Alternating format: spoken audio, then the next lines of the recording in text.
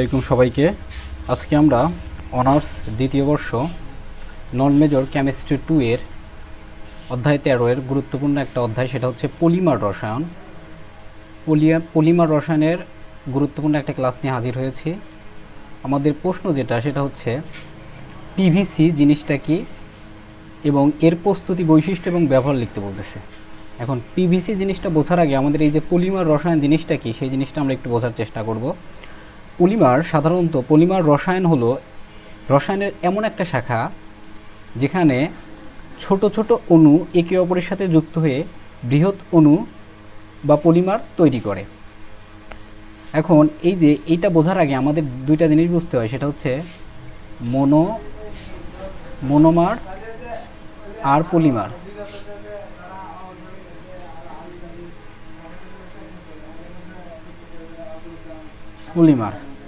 এখন এই যে মনোমারটা হচ্ছে ছোট ছোট অণু, এরকম ছোট ছোট অণু,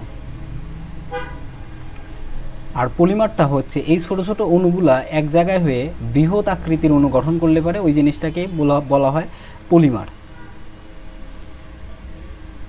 এখন এই যে আমাদের মনোমার হিসেবে আমরা ইথিন ব্যবহার করতে পারি, CH2 double bond CH2, ethene ব্যবহার করতে পারি, স্টাইরিন ব্যবহার করতে পারি।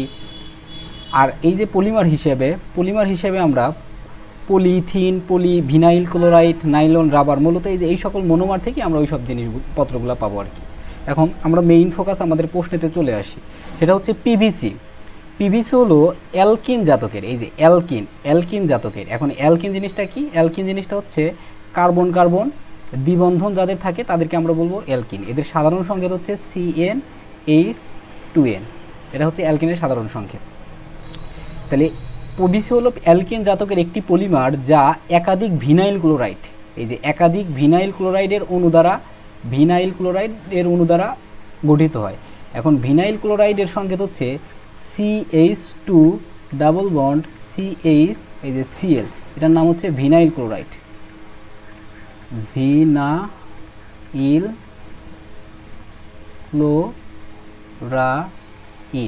Vinyl chloride.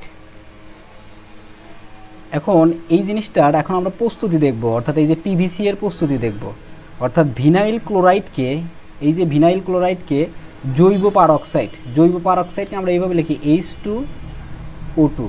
জৈব পারক্সাইড যেমন বেনজোইল পারক্সাইড অথবা বিউটাইল পারক্সাইড। এই যে বেনজোইল পারক্সাইড এটা মূলত একটা বেনজিন জাতকের পারক্সাইড। সেটা হচ্ছে এই বেনজোইল পারক্সাইডকে আমরা এইভাবে লিখতে পারি C6H5CO। এই যে C6H5 এইটা পরস্পর অক্সিজেন বন্ড, এই যে C6H5। আচ্ছা, এই যে এর আগে CO হবে, এই যে CO C6H5, এটার নাম হচ্ছে বেনজোইল পারক্সাইড, বেনজোইল পারক্সাইড। অর্থাৎ এই যে পারক্সাইডগুলা এরা পরস্পর এই যে অক্সিজেন এর আকারে থাকবে আর কি, একে কেন্দ্র করে থাকবে। তারপরে এখানে বলা আছে বিউটাইল পারক্সাইড। অনুরূপভাবে আমরা বিউটাইল পারক্সাইডের ক্ষেত্রে আমরা লিখতে পারবো, যেহেতু বিউটাইলের জন্য আমাদের 4টা কার্বন থাকে, সেই জন্য এই যে CH3 বন্ড কার্বন, এখানে 3 carbon bond, CO bond, oxygen bond OC CH3, এই যে 3। তাহলে এখন এই যে আমরা বুঝলাম হচ্ছে বেনজোইল পারক্সাইড জিনিসটা কীরকম হয় আর বিউটাইল পারক্সাইড জিনিসটা কেমন হয়। এগুলো হচ্ছে প্রভাবক হিসেবে ব্যবহার করা হবে। প্রভাবকের উপস্থিতিতে অধিক চাপ ও উচ্চ তাপমাত্রায়, এখানে চাপটা লাগবে অধিক এবং উচ্চ তাপমাত্রায় উত্তপ্ত করলে এখানে ডিরেক্ট আমরা পিভিসি উৎপন্ন করতে পারবো। অর্থাৎ এই যে আমাদের যে বিক্রিয়াটা আছে, বিক্রিয়াটা হচ্ছে N অণু CH2 ডাবল বন্ড CHCl, এই যে ভিনাইল ক্লোরাইড, N সংখ্যক মানে অনেকগুলা ভিনাইল ক্লোরাইড পরস্পর নিজেদের মধ্যে যুক্ত হয়ে পলিমারকরণ বিক্রিয়ার মাধ্যমে এখানে যেটা উৎপন্ন করে এই যে বন্ড CH2 বন্ড CH, এই যে দ্বিবন্ধনটা ওই যে অধিক চাপ এবং ওই যে আমরা প্রভাবক যেগুলো ইউজ করলাম তার জন্য ভেঙে যাবে, একক বন্ধন হয়ে যাবে। এখানে এই যে সিএলটা এই যে না সিএল থাকে, তাহলে আলটিমেটলি এই যে এই জিনিসটাকে আমরা লিখতে পারবো অসংখ্য পিভিসি উৎপন্ন হয়েছে বা পলিভিনাইল ক্লোরাইড উৎপন্ন হয়ে গেছে এরকমভাবে। আর এই যে এখানে হচ্ছেন ব্র্যাকেটের উপরে এই বন্ড চিহ্ন দেওয়া মানে হচ্ছে এখানে অনেক সংখ্যক অনেকগুলা পলিমার পিভিসি উৎপন্ন হয়েছে। এখন এই যে জিনিসটা আছে এই জিনিসটার হচ্ছে আমাদের বৈশিষ্ট্য এবং ব্যবহার লিখতে হবে আর কি। এই যে পিভিসি হচ্ছে এদের বৈশিষ্ট্য এবং ব্যবহার। বৈশিষ্ট্য হচ্ছে পিভিসি হচ্ছে বর্ণহীন, এটা একটা বর্ণহীন এবং দৃঢ় পলিমার। এতে কার্বন ক্লোরিন বন্ধনের উপস্থিতি আন্তঃআণবিক শক্তির মাত্রাকে বৃদ্ধি করে। এতে ক্লোরিনের পরিমাণ, এই যে ক্লোরিনের পরিমাণ 56.8%, ক্লোরিনের পরিমাণ বেশি থাকায় এটি অগ্নি নিরোধক, এই যে ক্লোরিন অগ্নি নিরোধক পরিমাণ হিসেবে এই পিভিসিটা কাজ করে।